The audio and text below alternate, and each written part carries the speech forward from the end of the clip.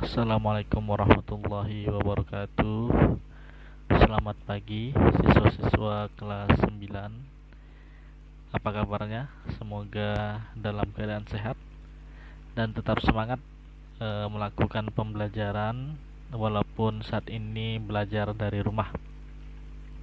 Baik, hari ini untuk mata pelajaran bahasa Indonesia kita akan masuk kepada pembahasan materi pertama, yaitu materi teks laporan percobaan. Dengan saya, Pak Sabhan Rashid, akan membahas beberapa materi untuk pertemuan pertama ini. Jadi silakan disimak dan dicermati dengan seksama.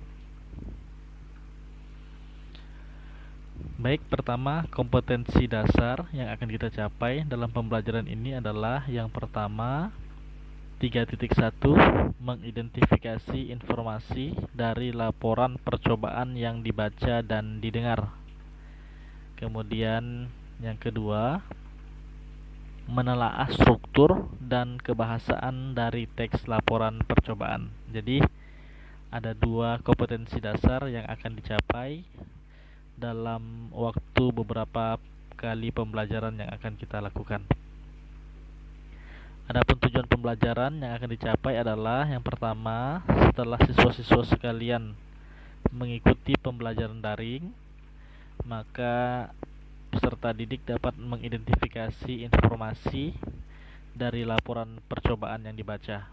Kemudian yang kedua, setelah mengikuti pembelajaran daring, peserta didik dapat menelaah struktur dan kebahasaan dari teks laporan percobaan. Jadi ada dua tujuan pembelajaran yang akan kita capai dalam pembelajaran ini untuk beberapa kali pertemuan. Kita masuk kepada materi pertama, yaitu pengertian teks laporan percobaan. Nah, untuk pengertian ini kita bisa berangkat dari pengertian teks laporan ya. Jadi di dalam pembelajaran bahasa Inggris itu ada teks report namanya. Nah, dalam bahasa Indonesia itu disebut dengan teks laporan.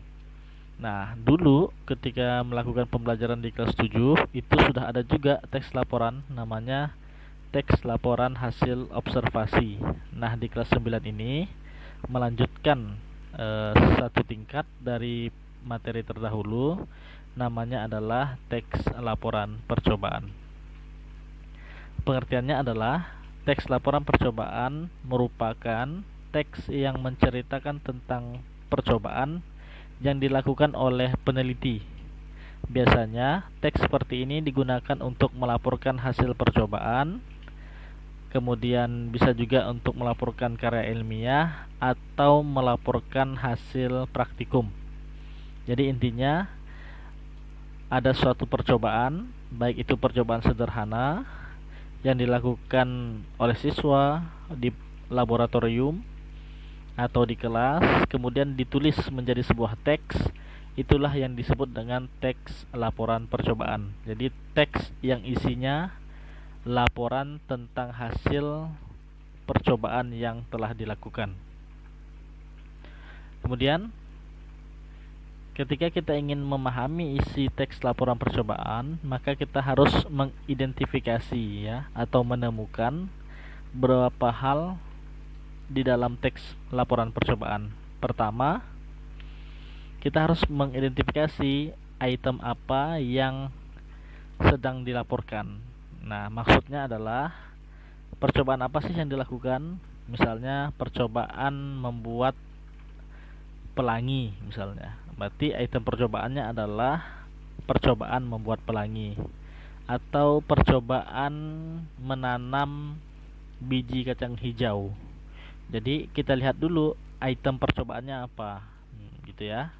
Item percobaan itu artinya jenis yang dicobakan itu apa. Misalnya tadi percobaan tentang menanam biji-bijian, atau percobaan tentang membuat pelangi dan sebagainya. Kemudian setelah kita mengidentifikasi item percobaan, kita kemudian dapat mengidentifikasi alat dan bahan pada saat melakukan percobaan. Nah, alat dan bahan ini juga ada di dalam teks laporan percobaan.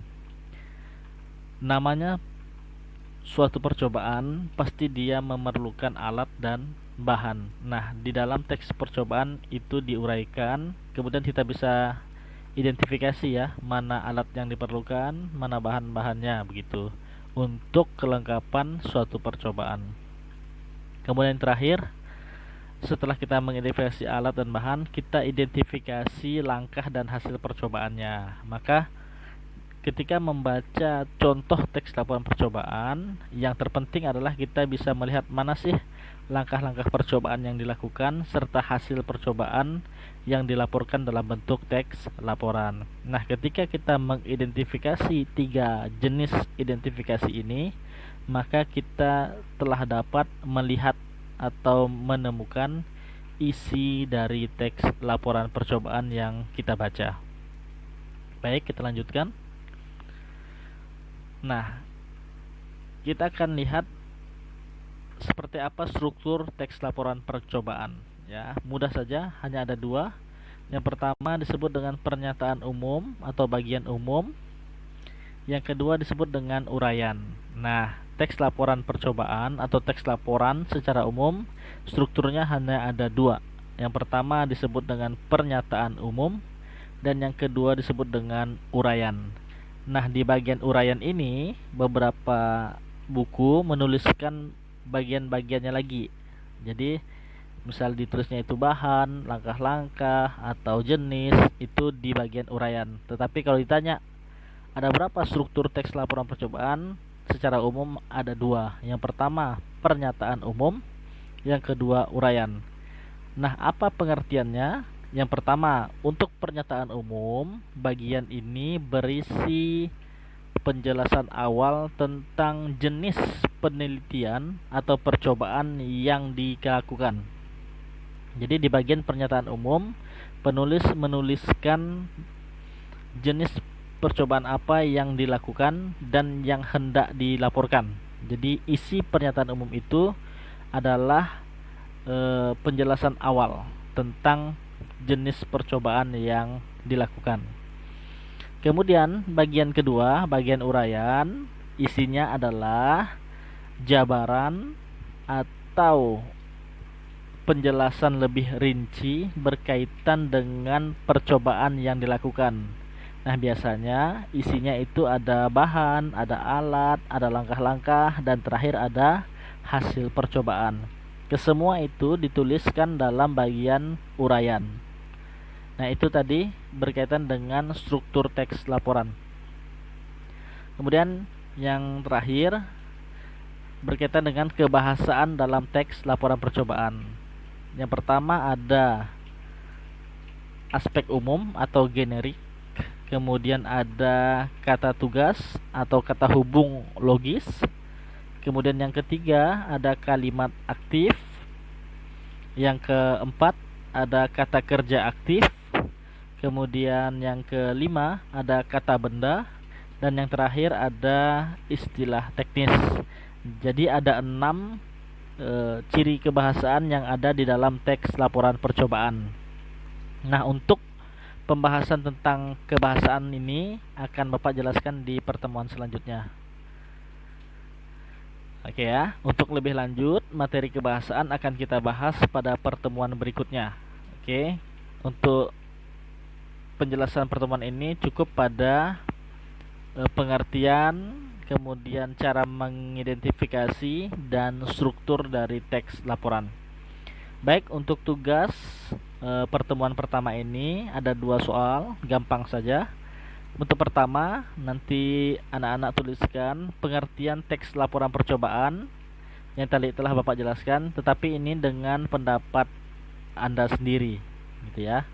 Jadi artinya sama, tetapi menggunakan penjelasan menurut siswa-siswa sekalian. Itu soal pertama. Yang kedua, tuliskan struktur teks laporan percobaan. Yang ada berapa tadi? Ada 2. Kemudian tuliskan juga penjelasannya. Tadi telah Bapak jelaskan satu persatu. Nah, itu dituliskan strukturnya apa, kemudian tuliskan penjelasannya berdasarkan isi video ini. Bapak pikir cukup untuk tugas. Nah, pengumpulannya nanti jawaban ditulis di kertas, Cukup jawabannya saja yang ditulis, tidak perlu soal. Kemudian difoto dan kirimkan ke nomor pribadi Bapak. Oke, sekian presentasi materi hari ini beserta tugasnya.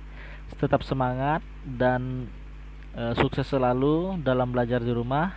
Jaga kesehatan dan semoga sehat selalu. Assalamualaikum warahmatullahi wabarakatuh.